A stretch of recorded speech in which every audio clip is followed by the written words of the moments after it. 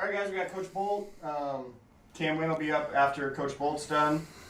We'll start off with questions. Evan Bland. Morning, Will. Morning.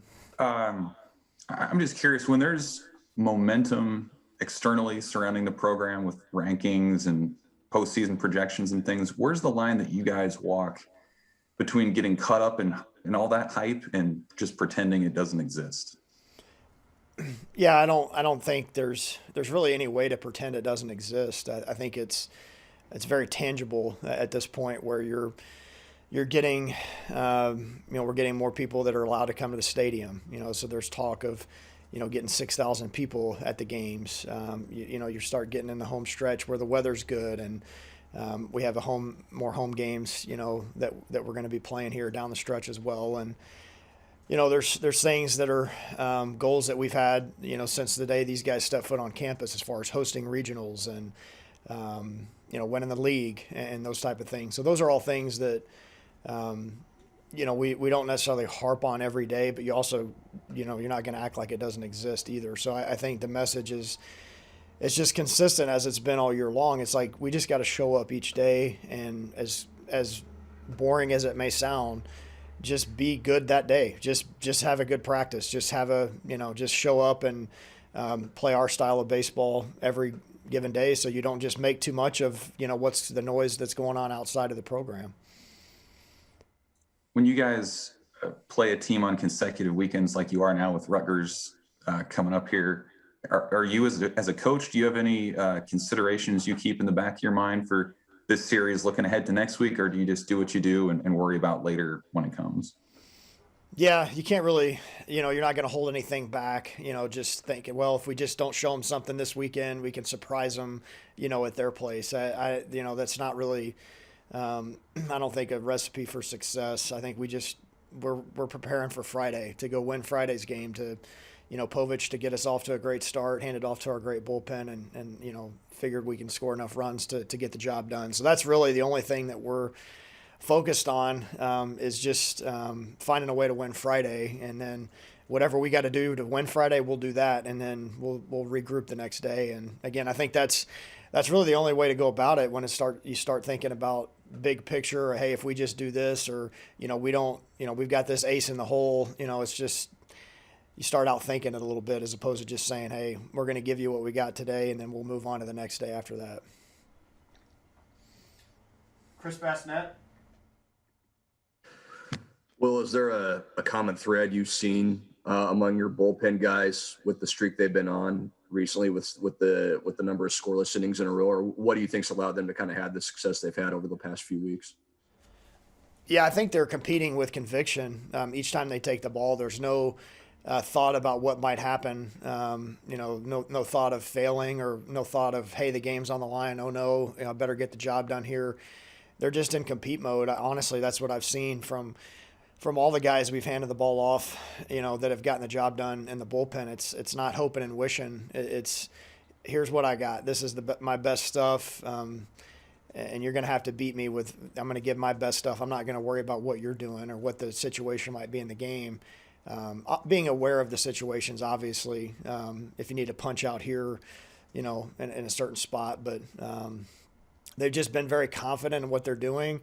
You have to have a certain mentality, I think, to pitch in those situations too, where you're not going to make too much of it. You're not going to get too caught up in, the oh no's, the what ifs. You just got to take the ball and say, hey, it's go time. And so that's what those guys have done. They've all done a really good job of that. You've obviously got to throw strikes. That's been a big part of it too, just getting ahead and being able to finish hitters off that way. And they've got great stuff. I mean, we've got the guys that we're rolling out there on a consistent basis have got really good stuff. So that helps as well.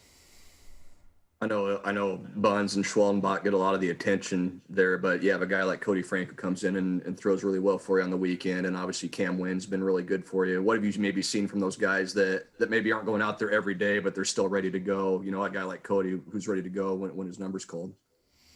Yeah, and we went a couple of weeks there without Cody even throwing, and which is just crazy to think about how valuable he is to our staff. And he's a guy we feel like can turn the lineup over, and he did that and gave us a big hold there on Sunday. He's throwing strikes. He's mixing his pitches. He's always been an elite strike thrower. That's what he did all through junior college. He didn't win as many games as he did, and for a program as good as his, without being an elite strike thrower, because it's not going to be 95. He's gonna rely on movement and his ability to execute pitches. So he's doing that at a high level. He's got the changeup going. He's got the slider going. His misses aren't as big as they were maybe early. He's just more confident probably. He wants the ball every day. His arm, he's built that way. He's prepared that way. And we wouldn't hesitate to do that. And we've given him as many appearances as anybody. And some of his may be a little bit shorter, but I think he can give us 3 outings in one weekend in high leverage spots and get us off the field each time. That's how much confidence we have in what he brings. So, those guys have done a really good job. And again, if we feel like if our starters can give us, some quality innings there, the guys that we're handing it off to the back end are going to bring great mentality and great stuff. Kelsey Casper. Hey, Coach, you mentioned more fans at Haymarket. Just how excited are you guys to even allow more fans into the stadium? And how difficult is it for visiting teams to come to Nebraska and play in front of that many Husker fans? Yeah, I've said it before. I mean, the reason a lot of us are here is just because of how special the fan base is and just how behind all of the sports that they get. And so it's exciting. I mean, it's something that, we have this beautiful ballpark. We have, the great fan base to back it up. And so they fill the berms, they fill the stands. It sounds like this weekend that we're going to have, we could have 6,000 people here. So I know it's just the last year and what it's brought us. It's been such a strange year for all athletics. I mean, playing in empty stadiums and having to really create your own energy and enthusiasm. I mean, having the fans behind you. It adds a lot, and our guys are really thankful. We're really thankful for our administration for being supportive of having people in the stands, the city of Lincoln, that we can get this safely done, and have the support that these guys deserve. Honestly, we're excited about it. And as far as a home field advantage, I mean, I think the numbers speak for themselves. I mean, I think we feed off of it. We feed off the crowd. I know the opposing team, because it's something maybe they haven't been used to, when they've got the adrenaline going at times and our fans are clapping with 2 strikes on a hitter, maybe they get a little more sped up, those type of things. So again, at the end of the day, it always comes down to what you're doing in between the lines, but certainly having the Husker fans there behind us is something that our guys are excited about. Michael Bruntz. Well, the guys that you've kind of leaned on your bullpen this year are new guys. I mean, aside from Spencer, I mean, is that, I guess, getting kind of veteran guys that come in and help you right away? Was that really a priority for you guys in the off season? And I mean, have they kind of been what you had hoped they would be? Yeah, that was priority number one, quite honestly. I mean, we recognized that in the 15-game season last year that we were, I don't remember what the numbers were exactly, but I think we were leading in probably like 12 of the 15 games after the 5th inning last year, and just couldn't finish them off. I didn't feel like we had, the necessary pieces to help us kind of finish those things off and help your offense kind of run away with it late in the game. And so that was priority number one, quite honestly, for us as a staff, was just to try to reassemble the bullpen a little bit, or the pitching staff in general, and just give us more options. Guys that, again, you don't have to be perfect when you've got a 95-mile-an-hour fastball. You don't have to be perfect all the time, when you've got the wipeout slider that can make up for some things where you can get some chase. And, guys have to get it started a little bit earlier to get to the – so certain, those guys have all been big, and a lot of them have had college experience before. They're a little bit older.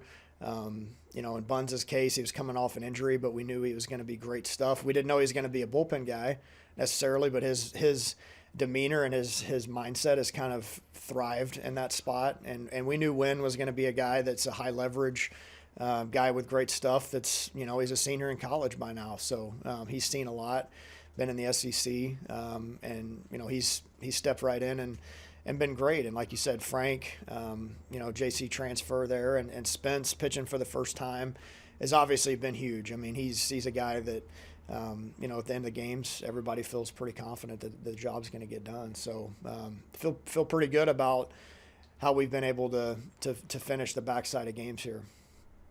With Rutgers, what challenge do they present, I guess, in the weekend that they had, last weekend? Does that kind of, catch your guys' attention a little bit more too? Yeah, I mean, they're going to be a formidable opponent for sure. And I think what Coach Owens brings and his teams is that mental toughness. Is that they're not going to back down. They're not going to be, afraid of competition. They're going to come in and expect to win. So, yeah, they had a great weekend last weekend. I mean, they've won a lot of games this year. Maybe surprised some people that way. I'm not surprised at all. I think they have a pretty good roster. I know they've added some of those veteran pieces on the mound as well. That's kind of helped propel them to win more series. They've got some dynamic freshmen in their lineup. They're a little bit similar to us in a lot of ways, where they've added some veteran pitching. They've got some really good freshmen that have stepped up offensively for them. They've got some guys that are veterans that are having nice seasons, and they've got some thump in the lineup. I mean, they're second in the league in home runs. They're going to come in and they're not going to be intimidated. They're going to be ready to play, and so we're going to have to play at a high level to get it done. And again, I say that every week, but that's the truth. I mean, we've got to play at a high level if we want to have a chance to win. Kevin Suits. Hey, well, beyond the record of the Big Ten standing, I'm just curious, how much fun are you having? Because after all, this is just your second season back at your alma mater. I'm having a blast, and the team that we have it's such a fun group of guys. They make it fun to come to practice every day. I've made mention of this before, but our leadership and our older guys make it such to where we don't have to focus on poor attitudes or guys that are selfish, or guys that are prima donnas, or their egos are too big to do something, to show up and take care of the little details day in, day out. That allows the coaching staff to focus on just coaching baseball. And that makes our jobs a lot more fun that way. When we show up to the yard and the guys are ready to prepare, they enjoy playing baseball together. It's been a lot of fun, and that's been the consistent message with this group this year too, is, with what happened last year and, the uncertainty we had no idea what the schedule was going to look like until right before the season started. We're going to have a great attitude about it. We're going to take it head on. We don't always have to like everything that happens, but if we have a great attitude about it, then we have a chance to have great results. And so it's been fun. It's been a fun group. We got a lot of work left to do. But having that type of mindset down the stretch is going to benefit us if we continue to do that. All right, last one, Evan Bland. Well, just wanted to ask about how Kyle Perry was coming along, and if you have a clearer sense of what his impact might be for the bullpen down the stretch. Yeah, he's still in bullpen mode. He's thrown, I believe, 3 bullpens now. Felt pretty good. We're just going to kind of see where he's at as far as throwing to live hitters. I mean, we're going to have him get at least a couple of outings against live hitters before we can even think about getting him on the mound. When we do that, he's going to have a little more adrenaline than he has in the bullpen. We'll kind of see where the velocity's at, where the slider's at, where the command is at. It's a whole other beast getting out there and having to throw to hitters versus just throwing in a bullpen setting. So we'll evaluate all those things once we do get to that point. Could be something where we play these 4-game weekends coming up. We're going to maybe need an inning out of somebody that's unexpected, and whether that's him or somebody else that hasn't gotten a lot of innings remains to be seen. But don't know exactly what his timetable is until we see him face some live hitters. Okay, that's it for Coach Bolt. Thank you.